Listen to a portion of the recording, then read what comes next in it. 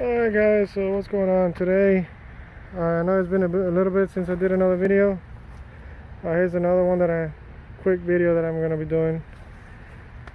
Basically I'm doing the fuel rail pressure. So it's basically the fuel rail pressure sensor. There's this guy right here. So you can see it's underneath everything. So basically this goes over it, covering it.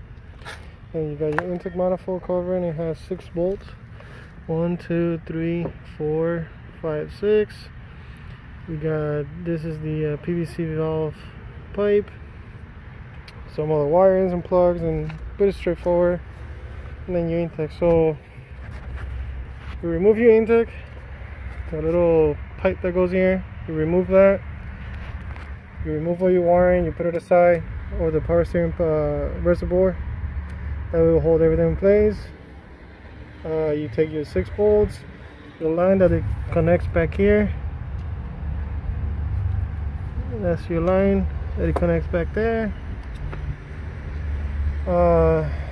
Your vacuum line for the brake, booster, is this one. It connects right there. Make sure that you put that back, if not, you're not gonna have any brakes. And then you got this little, there's a pump on the manifold right here. You can disconnect that, and then you should be able to take this off and put it back in. It takes a 27 millimeter socket. Now see, this one is a little bit too fat. The walls of it is too fat, so it's tight to get in there. It doesn't really work, so you have to loosen up the rail a little bit. Don't lose it all the way, just a little bit, to be able to get a little bit of movement, so you can stick your socket in there and take it all out. Now the reason of this being the pressure sensor bad, plugged in the computer and the car wasn't wanting to drive. They didn't want it started, but it didn't want to give any gas, so it didn't have any response. I cleared the code and the car started driving fine, but the sensor came back on again, but it's still driving. So I'm going to replace the sensor, get it all fixed up, and this customer should be another happy camper.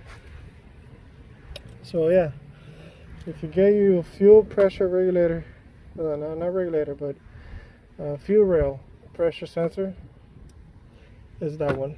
It's not the one on the gas tank, it's this one. There's two, there's one here and there's one on the fuel pump. You don't want that one. When it calls for, I think, well, I can't remember the code, but when it calls for the fuel rail, it's that one right there. Alright guys, catch you up in the next one. Let me know if you guys have any questions. I'll be happy to answer. And stay safe out there. And yeah, till the next one. Later.